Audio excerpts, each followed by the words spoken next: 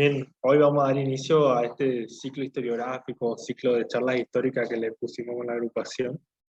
La idea o la temática en sí que vamos a ir trabajando en general va de la mano con el proceso independentista que se dio hace 200 años, por ahí 2021 es justo una fecha eh, en la que en el año 21 terminan de culminar su proceso en México, en Perú, se completa por ahí lo iniciado con las invasiones inglesas, a mi entender. O sea, después verá el profe. Y bueno, la idea es poder hablar por lo menos hoy con los aspectos historiográficos, después vamos a ir viendo también un poco desde el arte eh, y un par más de cositas que vamos a ir largando. La idea es que la temática vaya siendo por lo menos una vez al mes o vamos a ver si podemos conseguir cada 15 días. Por ahí como los profes no tienen mucho tiempo, también está por ahí un medio sujeto a la disponibilidad. Entonces, nada, darle las gracias y ya le dejo con el profe y él también ya empieza a hablar. Bueno, muchas gracias Edgar, gracias a los que están presentes hoy. Sé que un feriado siempre viene bien para descansar y ahí charlábamos un poquitito al iniciar con Edgar que estamos también en una situación de saturación de cosas, ¿verdad? En lo virtual, conferencias, charlas, y hay tantos temas interesantes y cosas y finalmente uno no termina de poder agarrar todo. Pero aún así es siempre bueno toda iniciativa por parte de los estudiantes principalmente, toda iniciativa para organizar, para difundir, para socializar. Eh, lo que se viene trabajando, bueno, en el ámbito de la Facultad de Humanidades y específicamente en el Departamento de Historia. Yo voy a hacer un poco más propaganda desde ese lado, ya que me desempeño en cátedras del departamento y desde este año también junto a un equipo empezando algunas tareas de gestión en el departamento. Así como que desde ese lugar, como director del departamento de historia, los animo a que puedan seguir llevando a cabo estas actividades ahora en el marco de lo virtual y tarde o temprano retornaremos y nos veremos las caras y compartiremos nuevamente los salones y las aulas y también hay que seguir adelante. Así que desde ahí y desde el departamento también transmitirle nuestro acompañamiento en lo que podamos colaborar para este tipo de actividades. Cuando Edgar se contacta conmigo, bueno, yo le propongo hablar un poco de las revoluciones hispanoamericanas desde una mirada más general, es decir, no entrando en detalles de acontecimientos políticos, batallas, situaciones y personajes. Aunque después de hacer un pequeño recorrido me detendré en un personaje que considero interesante para una mirada eh, más global. Nunca te pregunté, Edgar, de qué tiempo estamos hablando, así que te consulto ahora. Y yo lo pondría, el proceso, supondría entre 1808 a Perdón, no me expresé bien. 1830. No estoy hablando Ujú. de las fechas a las que me voy a referir, sino del tiempo que más o menos estamos pensando para hablar en esta Ah, charla. no, acá mi nieta a mí ya me curó, así que a profe le da ahora lo virtual como 3 horas, así que no, una horita por ahí, horita y media, yo creo que va a dar. De 10. Bueno, manejamos un promedio de una hora. Está bien, gracias. Sí. Eh, entonces yo le proponía como título, entre preguntas, ¿no? Como interrogación que nos podemos hacer, y esto ciertamente que es algo que, aunque el título parezca muy de historiadores, excede bastante, ¿sí? A la historia solamente. Entonces hablamos de historia global de las revoluciones hispanoamericanas, porque ciertamente en las últimas décadas este nuevo enfoque que está de moda, sin dudas ahora está de moda la historia global, y por supuesto cuando hay una moda hay producciones, digo, obras que se escriben, investigaciones que verdaderamente responden a un enfoque global, y otras tantas que utilizan el nombre porque está de moda y no necesariamente están reflejando eso. Pero bueno, de que circula hoy por hoy esta idea de historia global, es innegable, ¿no? Entonces, esa fue un poco la propuesta, porque también se inserta en algo que estamos trabajando este año en el marco de la cátedra de Historia de la Historiografía, ¿sí? Que estamos en el quinto nivel de Historia. Esta cátedra yo llevo a cabo los prácticos, y como profesora titular está la doctora María Silvia Leoni. Este año decidimos incorporar como temática justamente los nuevos enfoques, lo más reciente que está resonando en el ámbito historiográfico internacional.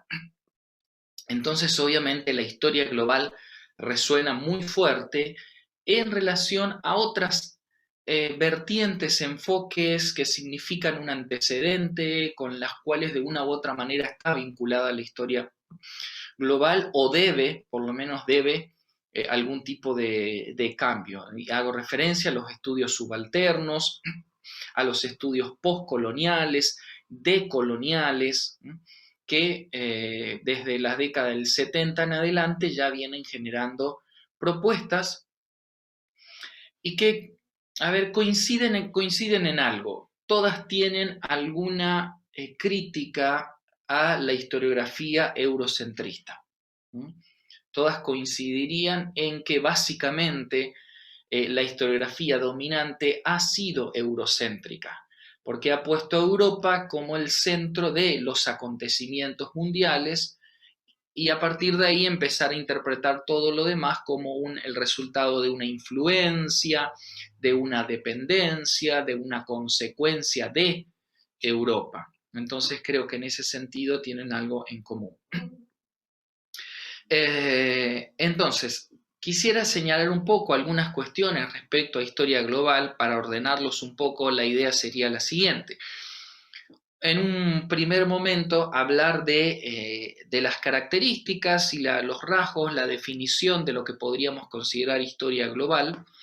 En un segundo momento, hacer referencia a su repercusión específica en los estudios de América Latina, y haciendo referencia a las revoluciones hispanoamericanas, señalando 4 o 5 obras que me parecen aportan una mirada interesante para repensar las revoluciones hispanoamericanas, cosa que no es nada fácil, sabiendo que la bibliografía sobre estos temas es súper abundante. Entonces, ¿qué nuevo se puede decir? No es nada fácil. Y en un tercer lugar, hacer referencia a algunos resultados interpretativos que podríamos destacar o que podríamos plantear desde una mirada de historia global, ¿sí? Quiero comenzar con una cita de un historiador alemán que es uno de los principales impulsores de la historia global, que ha recibido premios también en torno a esto, y que es Jürgen Osterhammel. Él se hace muy conocido por una obra, que traducida recién en el 2014, que llamó La transformación del mundo, una historia global del siglo XIX. Él inicia su obra con la introducción con la siguiente frase: toda la historia tiende a ser historia global. Por lo menos History Global en la apreciación más original. Después hubo traducciones que lo cambiaron a historia mundial, y vamos a ver ahí que hay una cuestión conceptual en torno a historia global, historia mundial, gran historia o big history. Pero esta obra marca claramente los presupuestos y la intención de la historia global. En una entrevista que le hacen a él en 2019 en Madrid sobre qué es la historia global, responde de una manera que me parece bastante apropiada para empezar. Él dice lo siguiente: comenzaré diciendo lo que no es. La historia global no es pretender saber todo de la historia de todos los países del mundo. No consiste en un superconocimiento del pasado, es algo mucho más modesto, consiste en una perspectiva a la hora de mirar a la historia. Y esto es algo que vamos a encontrar recurrentemente, el pensar a la historia global como una perspectiva, una mirada, un punto de vista, incluso una posición del historiador. Pensar el mundo globalmente, pensar la historia globalmente. Esta historia global o macrohistoria también entra como en contradicción o en algún debate con la microhistoria. ¿Mm? Ahora ustedes sabrán, y si no, lo digo rápidamente, la microhistoria siempre ha defendido que es un método y no que es una corriente historiográfica o una teoría. Siempre ha dicho sus representantes, es un método, es una manera de acercarse al pasado. Por el contrario, la historia global no tiene un acuerdo metodológico y hay una gran variedad de acercamientos metodológicos, sobre todo porque es un enfoque multidisciplinar, con mucha importancia de la economía, de la sociología, incluso de estudios ambientales. Esta cuestión de hacer una historia del medio ambiente, una historia ecológica, lo habrán quizás leído, también empieza a constituirse en un campo que pretende una mirada global. ¿Qué le interesa al historiador global sobre el pasado? Es mirar al otro, mirar a la otra nación, a la otra civilización, a la otra cultura, mirarla como distinta a la propia, pero siempre en una interconexión. Entender que todos los espacios, los pueblos, las naciones están interconectadas y que esto siempre ha sido así, más allá de que la globalización como proceso lo ubiquemos en la segunda, o más fuertemente en la segunda mitad del siglo XX. Hay muchos estudios de economía en torno a la globalización que han planteado que hubo varias globalizaciones y que incluso podemos llegar hasta el mundo antiguo y hablar de incipientes formas de, por lo menos de relaciones comerciales más globales en el mundo antiguo, sobre todo desde descubrimiento, colonización o el encuentro, esta idea de descubrimiento también entre comillas, colonización de América, de Asia, de África, toda esta etapa, siglo XVI en adelante, ya representaría también una fase comercial importante de la globalización. Entonces, acá el historiador desde esta mirada global va a apuntar, ¿no?, a observar estos acontecimientos históricos siempre de manera interrelacionada. En ese sentido, choca contra una vertiente que nos ha marcado, creo yo, a ustedes, a mí e incluso generaciones anteriores, que es la historia nacionalista. Y no es lo mismo que la historia nacional. La historia global asumiría una posición de crítica frente a la historia nacionalista.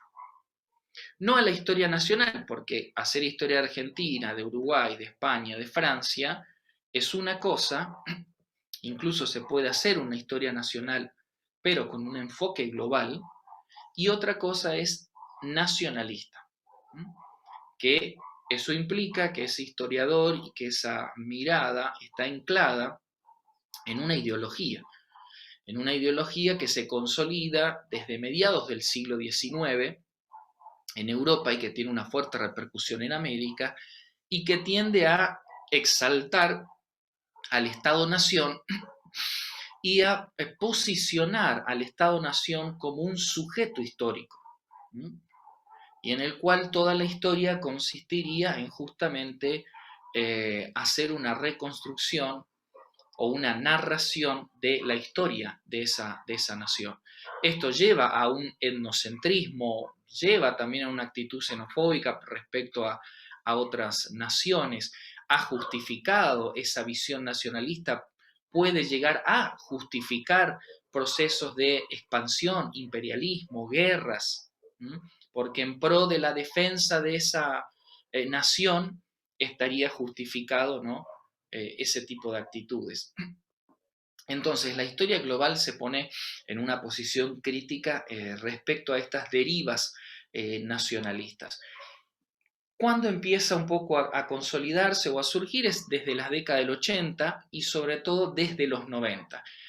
El principal problema y el hecho de que nosotros lo veamos de moda en América Latina ahora, y digo desde 2010 en adelante o siglo XXI, se debe a que nace en el ámbito académico anglosajón. Son historiadores ingleses y estadounidenses los que empiezan a escribir y hablar de historia global, historia mundial, gran historia, historia conectada, historia transnacional. Y tarda bastante esto en repercutir en el ámbito latinoamericano, ¿no? Serán en los últimos años en las que empezó a tener mayor importancia. Se une esto a una cantidad, ¿no? Y que lo mencioné al principio, de otras posturas como los estudios decoloniales, postcoloniales, subalternos, que son los primeros en criticar el eurocentrismo. Y lo critican desde una idea no solo historiográfica, sino epistemológica. Probablemente ustedes han escuchado hablar de esta idea de la epistemología del sur o la colonización del saber, que tenemos que generar una nueva epistemología que sea o que permita una emancipación del conocimiento, del saber. Esta idea del sur o de una epistemología del sur nace al amparo de todas estas perspectivas, no solo son históricas, sino del campo epistemológico de las ciencias sociales. En ese contexto es que es de destacar un historiador, en general hay un aporte interesante de historiadores de la India y de Palestina, pero sobre todo del ámbito de la India, formados en Gran Bretaña, en universidades inglesas, pero que después ayudan a formar un campo profesional en las universidades en India y empiezan a hacer una producción local, autóctona, algunos más nacionalistas y otros no. Tienen una influencia muy importante del marxismo británico, es decir, del conocido Hobsbawm y también Thompson. Estos historiadores de la India, claro, tienen un contacto con esa historiografía británica marxista, esa llamada historia desde abajo. Después van a hacer algunos cambios, algunas adaptaciones, pero esto les permite a ellos dar origen a los estudios subalternos, a una mirada postcolonial y luego decolonial. Entre ellos, quiero destacar a Chakrabarty. Chakrabarty justamente es un historiador bengalí, reside en los Estados Unidos, él forma parte de este grupo de estudios subalternos, pero en los últimos años ha adquirido también una repercusión como un historiador propio de este enfoque global.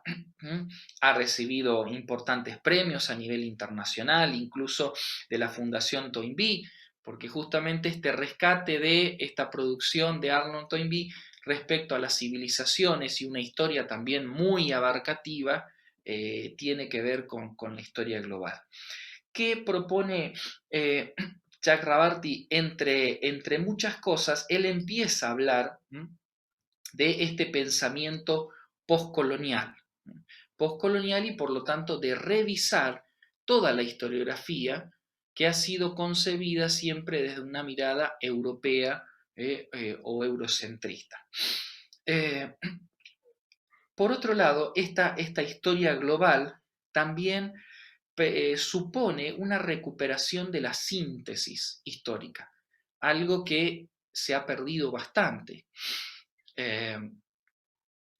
El marxismo, Anales, hasta la segunda generación, la tercera, historia de las mentalidades, bueno, tiene una mirada socioeconómica, estructural, de largo alcance, como decía Brodel, de esa larga duración, y todo eso empieza a ser cuestionado ya en los años 60. en el marco del posmodernismo, el giro lingüístico, las filosofías del lenguaje, que empiezan a cuestionar estos metarrelatos. Eso lleva a que los últimos, o que desde entonces, desde los 60 en adelante, haya una fragmentación y una cada vez mayor especialización del historiador, ¿no? Entonces se especializa en el estudio de la esclavitud en tal época, en tal lugar, y fuera de eso pierde la mirada global de la historia.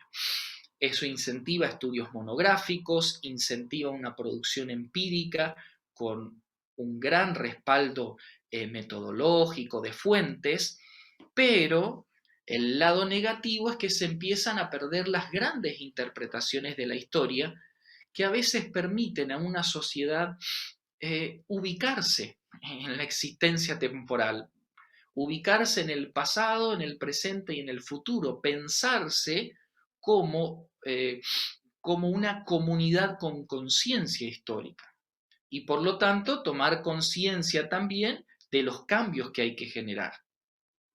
Si perdemos de vista ese devenir histórico desde una mirada más global, también perdemos conciencia histórica de qué es lo que está mal y qué habría que cambiar.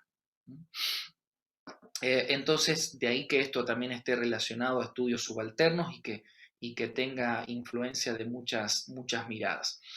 Respecto a un concepto, no lo hay, no hay una definición única, homogénea de qué es la historia global. Esta cuestión multidisciplinar llevó a que hay muchas formas de hacer historia global, al punto de que algunos hacen historia transnacional y hay una conexión con una mirada global. Otros harán una historia mundial, pero también tiene que ver con una historia global. Lo que sí va a caracterizar a todos estos estudios, a pesar de una diferencia de conceptualización, es el observar la interconexión de las sociedades. Lo que interesa es estudiar una sociedad o un proceso histórico como las revoluciones, en este caso que es el tema central, pensarla siempre en la interconexión. Si retrocedemos, a ver, podemos decir, intentos de una historia con mirada global hubo antes. De hecho, el mismo Marx ya señalaba que la sociedad moderna que produce el capitalismo termina convirtiendo al mercado capitalista en una totalidad, ¿no? En una totalidad, y claramente hablaba de la constitución de un mercado global. Esto ha llevado a rescatar un interés por las antiguas colonias, por la etapa de los imperios, el estudio de los imperios ibéricos y el estudio de la etapa de las revoluciones. Ha llevado a valorizar o revalorizar o reinterpretar todos estos procesos y específicamente las revoluciones hispanoamericanas en el marco de, un enfoque atlántico. Así como Brodel no quería estudiar el gobierno de Felipe II, sino quería estudiar el mundo mediterráneo, aquí hay un intento de mirar el mundo atlántico. El mundo atlántico me conecta América del Norte con sus diferencias, con Europa del Norte y con una Europa mediterránea diferente y con una América del Sur y también con una costa africana. Entonces el mundo atlántico me lleva a una mirada global. Y ya vamos a llegar a cuestiones específicas de la revolución. Entonces, siempre va a prestar atención a temas como las migraciones, los fenómenos religiosos, transfronterizos, incluso la cuestión de las epidemias, que en este último tiempo ha cobrado tanta relevancia. El estudiar epidemias siglos atrás, porque eso permite una mirada global. Hay un cambio de metodología, una ampliación de escala, y por supuesto esto no es ajeno a una serie de críticas, sobre todo a la persistencia de de ciertos obstáculos institucionales, el no volver a caer en una historia teleológica, es decir, un gran relato que busca dar una idea de que la historia va hacia algo definitivo, tiene un fin al cual llegar, y si no llega a eso, fracasa, ¿sí?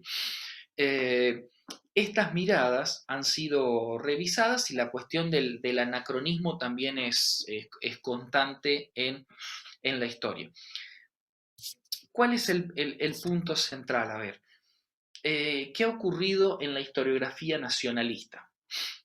Todos, de alguna manera, hemos sido formados en manuales de historia en el secundario y también tenemos formación posterior. Esa historiografía nacionalista comete un error de anacronismo.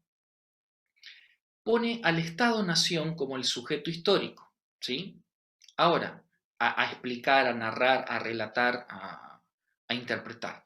El tema está en que para principios del 19, 1810, 1821, en esta etapa de formación de las nacientes repúblicas, no hay un Estado-Nación.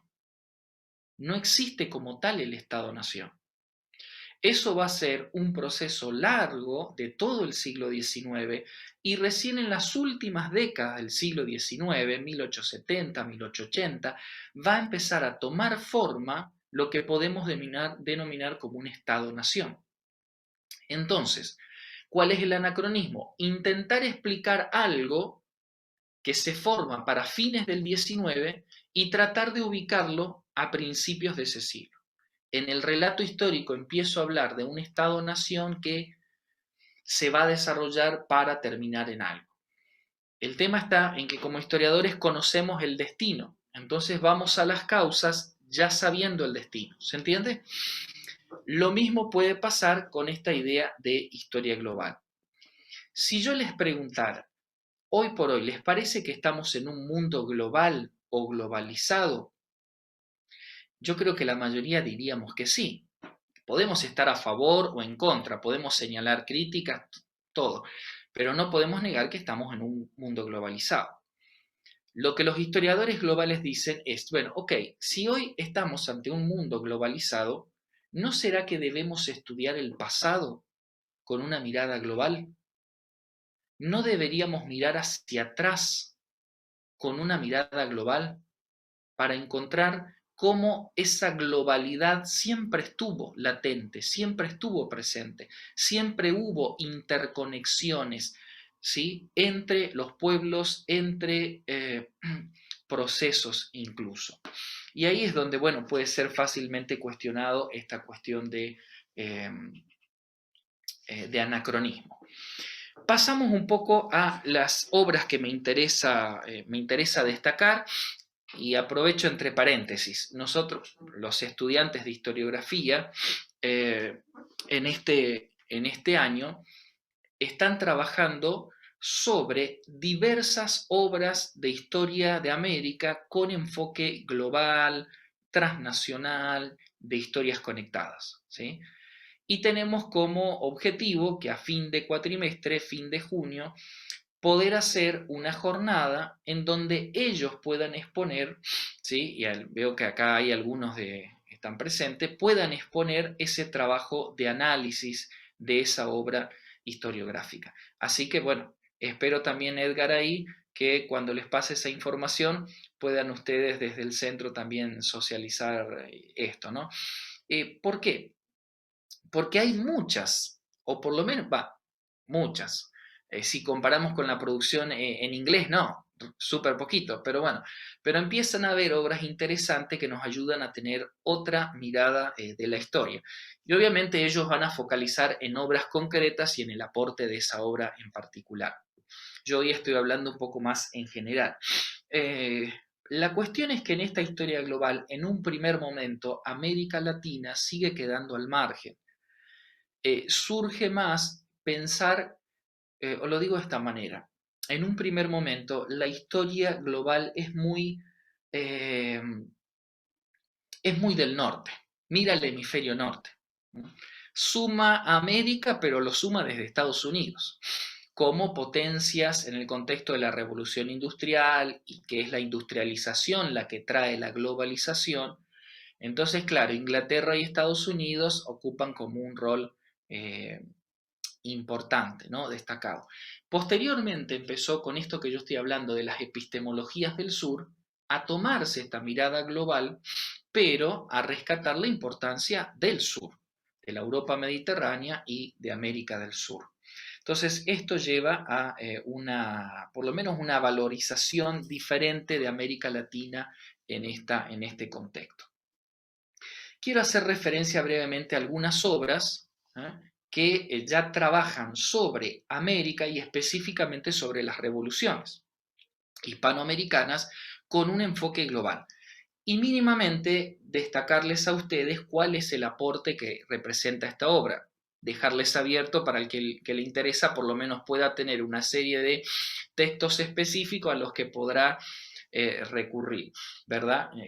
Hablar o explicar de todos los aportes sería demasiado extenso y no quiero que me abandonen en este Zoom.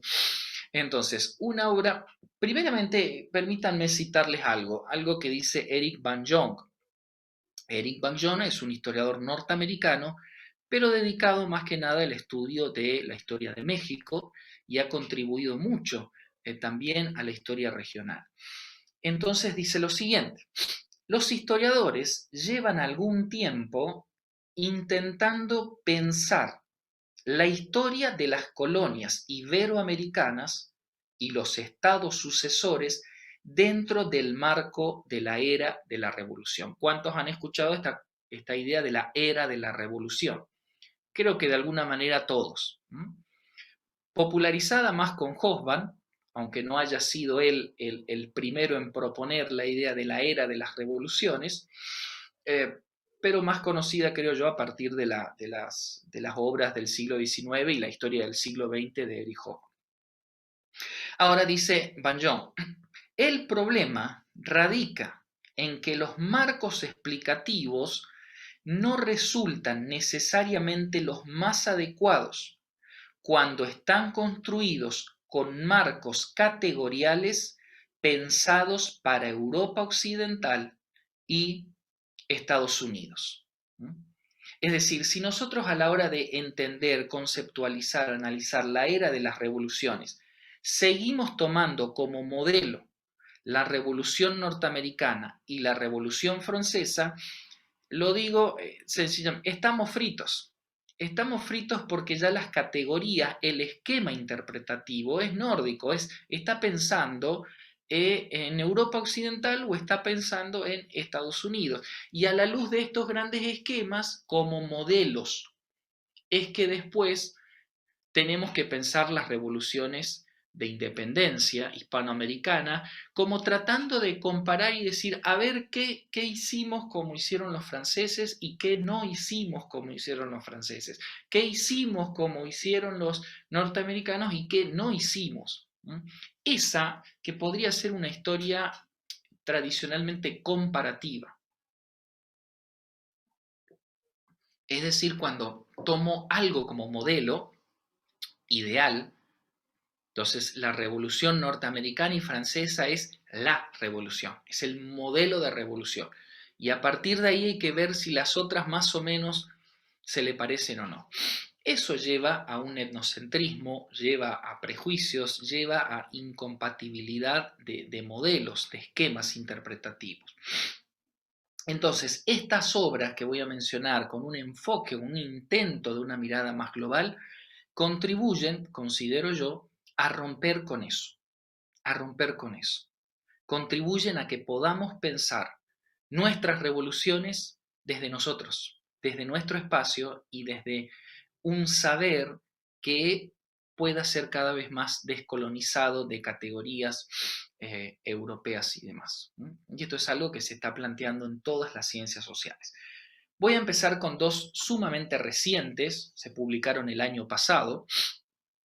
En estos dos casos son de historiadores españoles. Uno es Juan Luis Simal Durán, publica la obra La era de las grandes revoluciones en Europa y América. Simal Durán, La era de las grandes revoluciones en Europa y América, lo publica la editorial Síntesis el año pasado.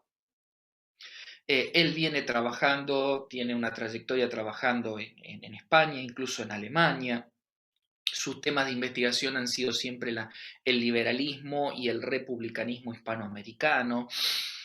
Él propone una perspectiva atlántica. Esta idea de perspectiva atlántica nace en la década de los 60 con un historiador norteamericano que es Palmer y un historiador francés que es Jacques Gauchot. Ellos son criticados, son los primeros en hablar de que debemos entender el Atlántico o la era de las revoluciones atlánticas para explicar revolución industrial, independencia de Estados Unidos, revolución francesa, independencias hispanoamericanas. Proponen que eso debe ser entendido en el marco de una era de las revoluciones atlánticas. Como esa propuesta se da en los 60 en el marco de una guerra fría, en un primer momento se le cuestiona mucho porque el mundo atlántico pareciera ser el mundo capitalista, democrático y dejar de lado a todo el bloque soviético. Entonces ahí los marxistas son los primeros en levantar la voz y enojarse contra esta mirada, ¿no? Hasta que después el mismo Hobsbawm, que es un historiador marxista y muy reconocido en el ámbito académico, inglés e internacional, toma esta categoría y la aplica, solo que cambia el enfoque porque él tiene un enfoque económico-social. Mientras este historiador norteamericano y francés estaban preocupados por cuestiones como el liberalismo, las ideas del liberalismo, de la ilustración, Hobsbawm está pensando en las condiciones sociales y económicas de vida de la población. Entonces ahí, bueno, es como asimilada esta noción. El autor que estoy hablando, de la era de las grandes revoluciones, toma esta idea atlántica y se propone, bueno, dar una mirada renovada. ¿Qué destaca él? Por un lado, dice que hay que esta era de la revolución es acompañada de una era de la contrarrevolución. Él observa que ha prevalecido una historiografía o una narración histórica triunfalista de tipo liberal. ¿Qué hace esa narración histórica liberal triunfalista? Celebra el triunfo de las repúblicas o la imposición de las repúblicas y de las constituciones liberales, como el logro o como el resultado de las revoluciones de independencia. Este historiador, con el análisis que hace, percibe y da cuenta de que en realidad, al iniciarse los procesos revolucionarios y al iniciarse la difusión de ideas ilustradas, de ideas norteamericanas, de ideas liberales, hay una gran parte de la población hispanoamericana que se resiste, que es reacia, que en un primer momento no tiene una actitud favorable hacia los movimientos revolucionarios. Eso es la contrarrevolución, la resistencia de gran parte de la población, dice, que busca proteger su forma de vida ante el liberalismo y el capitalismo. Y Edgar señalaba esta cuestión del bicentenario de las independencias que se concretan para 1820-1821, ¿verdad? Ahora, el tema está en que las revoluciones de 1810, los movimientos de revolucionarios, emancipadores, tienen ideas liberales más fuertes que las del 20 y 21. Las del 21, el caso mexicano, es más bien reaccionario, por la repercusión que está teniendo ya la Constitución de Cádiz desde el 12 en adelante y sobre todo las revoluciones burguesas liberales de 1820, en Europa, principalmente en España. El temor a esas revoluciones liberales hacen que prefieran la independencia. Y esto pasa con México y pasa con Centroamérica. Son más bien revoluciones reaccionarias, reaccionarias al liberalismo. Cuando quizás para 1810 era más fuerte, si se quiere, ese espíritu liberal de cambio. Entonces, él señala como hipótesis que debemos entender las revoluciones como el resultado de un conflicto entre los imperios europeos. Y ahí vuelve a este enfoque global. Hay un conflicto entre los imperios europeos. el conflicto entre Inglaterra, Francia, España, Portugal y después Estados Unidos es el marco para las revoluciones hispanoamericanas. Y esto debería servir para cortar o terminar las denominadas tesis difusionistas. ¿Cuál es la tesis difusionista? Que las revoluciones en Hispanoamérica se dieron por la difusión de las ideas de la Ilustración, la Revolución Francesa y las ideas norteamericanas, ¿no? Que fueron esas ideas liberales, constitucionalistas, republicanas, federalistas, y la difusión de esa idea en los círculos intelectuales criollos es la razón de estas revoluciones. Con esta mirada busca poner fin un poco a eso, e incluso en un momento él dice, permítanme citar, las revoluciones atlánticas son presentadas de forma cada vez más persuasiva como parte de un momento en la historia global, que no puede dejar de lado los procesos vividos en Asia y Oceanía. Es decir, no solo una mirada atlántica, sino una mirada global para entender estas revoluciones. Ciertamente hay un paradigma atlántico que genera un cambio de mirada y persisten todavía narrativas hegemónicas, nacionalistas, que buscan centrar todo en una cuestión de influencias en grupos patrióticos locales y que por esa influencia estos grupos, bueno, llevaron a cabo ciertas medidas como cabildos, planteamiento de argumentos, en fin, lo que un poco conocemos todos desde lo acontecimental, ¿verdad? Entonces propone este historiador avanzar de una historia atlántica a una historia global, en la cual se pueda tener una mirada más completa. Bueno, hay mucho para decir, pero solo mencionar la obra y un poquitito la idea central. Segunda obra, también del año pasado, muy reciente, historiador español, Javier Fernández Sebastián. Se titula Historia conceptual en el Atlántico Ibérico. Lenguajes, tiempos, revoluciones. Javier Fernández Sebastián, Historia conceptual en el Atlántico Ibérico. Bueno, su tema principal es la entrada de los mundos ibéricos en la modernidad. Esto lleva a repensar varias cosas, pero básicamente se entiende que no solo América está viviendo un proceso de transformación, sino también España. Porque para 1810, España tampoco podemos decir que ha entrado en la modernidad. Los procesos de cambio que se dieron en Francia e Inglaterra no se dieron en España. Seguía siendo una sociedad, si se quiere, más bajo los cánones o las formas de vida de la tradición que de la modernidad. Entonces, acá es ver a América y a España siendo parte de un proceso, juntos, en paralelo.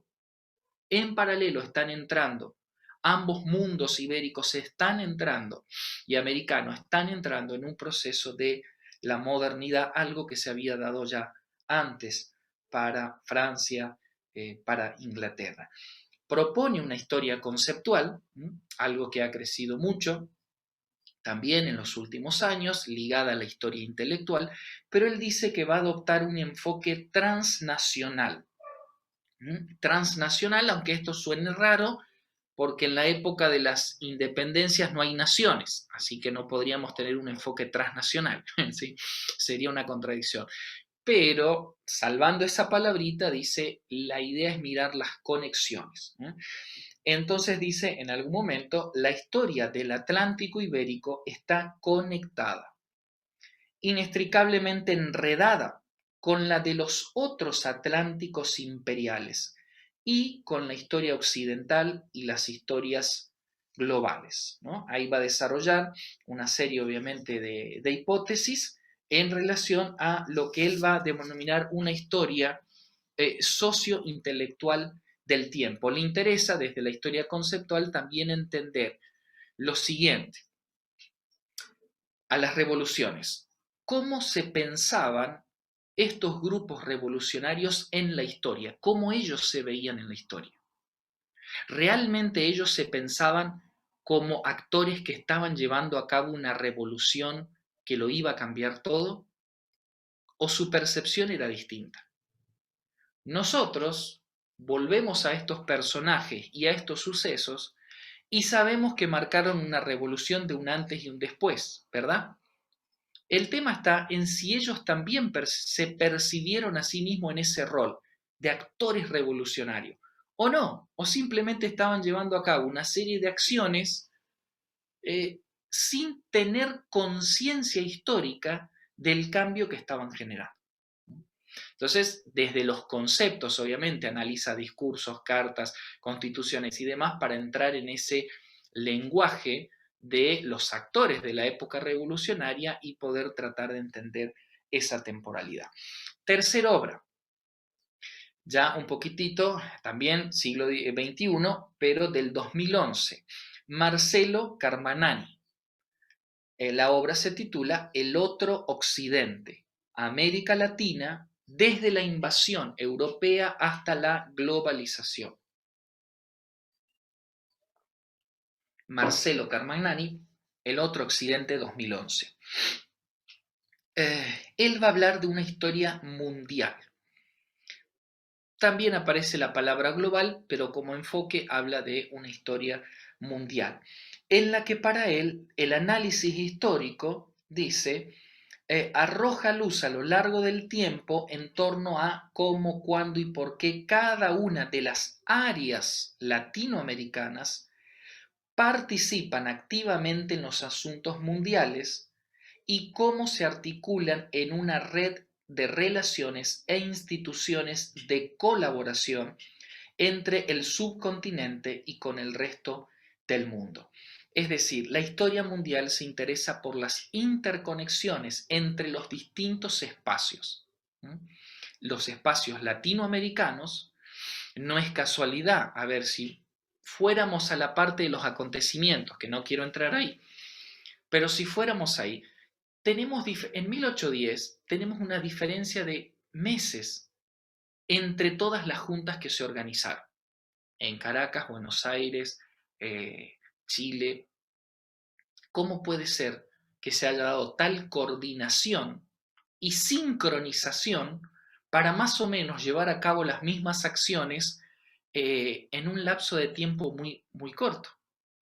No había, no había las redes sociales, ni la comunicación era mucho más lenta, pero aún así hay una sincronización de acciones como la formación de los cabildos, las reuniones que se tenían en ciertos espacios intelectuales, ¿no?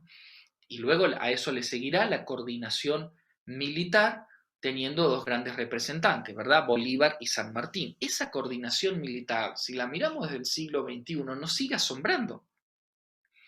Nos sigue asombrando esa capacidad de coordinación de acciones y de movimientos de grupos intelectuales, políticos y militares en el lapso de meses. Entonces, claramente no podemos negar que habían interconexiones muy fuertes entre las distintas áreas o zonas latinoamericanas y a la vez estaban conectadas con Europa, con Estados Unidos, de una manera muy amplia, a través de distintas redes. Y voy a mencionar en las próximas obras dos redes importantes que permiten entender esas conexiones. Entonces, ¿qué concluye Carmanani, o una de sus ideas como hipótesis? Es: la revolución produjo una aceleración de la vida cotidiana. Es en la vida cotidiana, dice él, que las personas empiezan a poner en juicio valores propios de la sociedad tradicional, conservadora, corporativista. Aumenta la apertura del mundo americano al europeo e inicia un proceso de occidentalización latinoamericana. Occidentalización latinoamericana.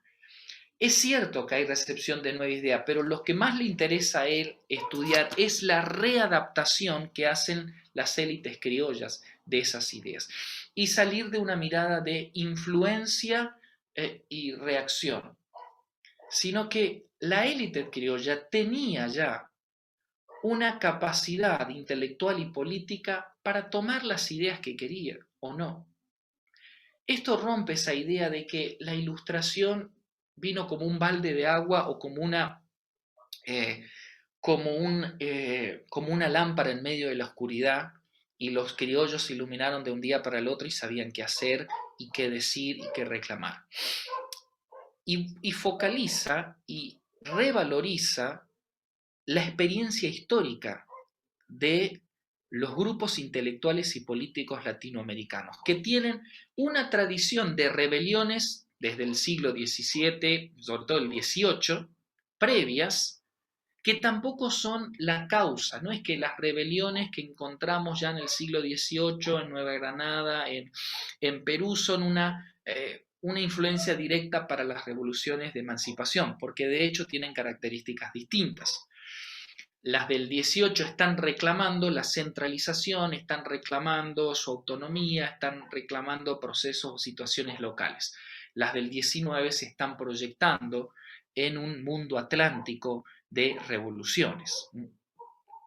Pero aún así, dice, la recepción de las nuevas ideas y su reelaboración en clave latinoamericana confirma el hecho de que las élites del subcontinente sabían distinguir perfectamente entre las diferentes propuestas ideológicas y políticas procedentes de Europa. Y da como ejemplo un análisis de cómo Buenos Aires reacciona ante las invasiones inglesas, algo que puso Edgar a colación, así que voy a tener que hacer un señalamiento ahí.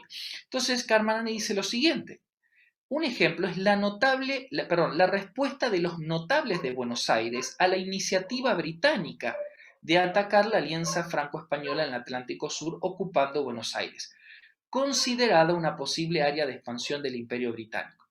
Mientras el virrey del Río de la Plata huía de la capital, las tropas de milicianos encabezados por notables criollos y soldados de extracción popular derrotaban a los ingleses, obligándolos a retirarse de la región. Es decir, en un contexto en el cual, si me guío por tesis difusionistas, tendrían que haberle recibido, ¿sí?, con alfombra roja a los ingleses, y la reacción no es así.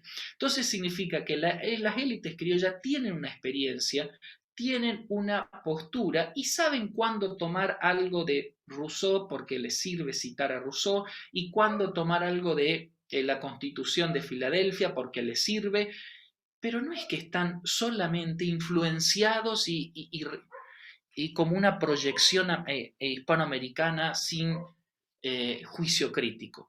Tienen su propio accionar, su propia autonomía.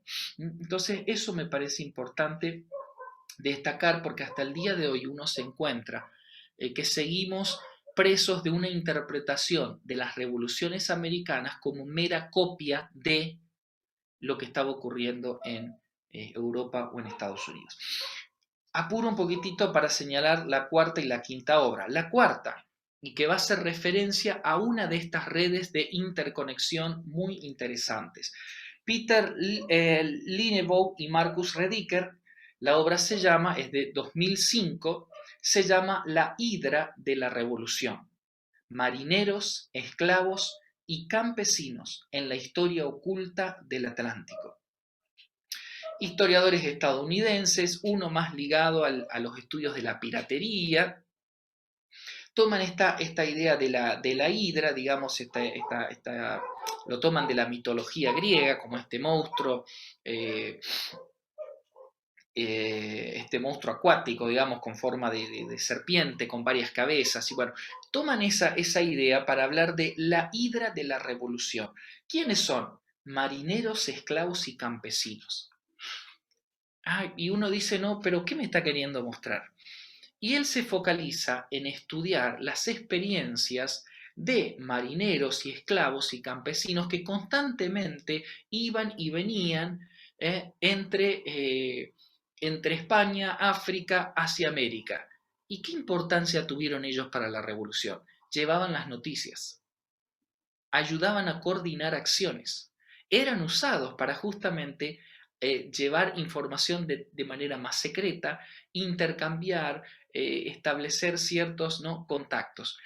Entonces dice, ¿cómo se va gestando? Además de ser los que llevan a cabo las primeras luchas y las primeras rebeliones contra todas las formas de explotación y de condiciones infrahumanas en las que tenían que estar. Entonces, miran un actor que nadie había mirado. Porque claro, es fácil mirar a alguien a un intelectual que viaja a una universidad a formarse a Francia, que escribe en un periódico, ¿sí? Que representa, que viene eh, que tiene, que ha dejado documentos y que en su misma época ya fue reconocido, ¿no? Entonces ellos dicen esto, y creo que vale la pena citar esto. Nuestro libro dirige la mirada desde abajo. Hemos intentado recuperar algo de la historia perdida de una clase multiétnica, porque claramente acá marineros y esclavos y campesinos, estaba toda la variedad social propia de este mundo atlántico, que fue esencial para el surgimiento del capitalismo y de la economía global.